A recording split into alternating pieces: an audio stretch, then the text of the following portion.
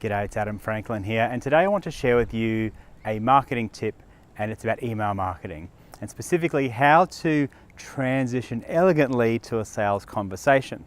Now, a lot of the time this is really quite scary for most of us, and it certainly was for me, because you don't want to be coming across as salesy, you don't want to be putting yourself out there, you don't want to seem desperate and asking for business, but you want the business and you know you can help people.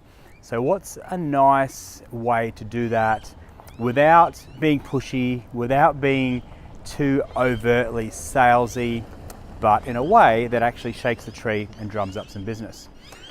So one of the things, if you've been studying marketing for a while, like I have, is the concept of a one-line email, or some people refer to it as a 9-word email. Pretty much the same thing. It's basically writing an email to your email list, or you can do it one-on-one if you want.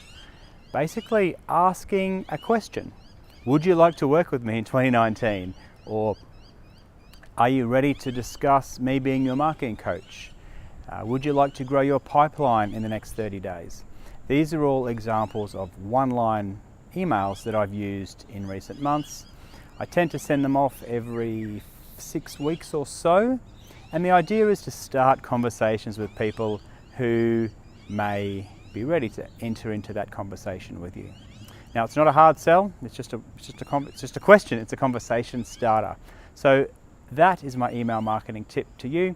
If you've got an email list, if you've been sharing useful, valuable information and people know, like and trust you, then it could be time to send them a one-line email to transition to those sales conversations. All right, that's it from me. Hope that works well for you. See ya.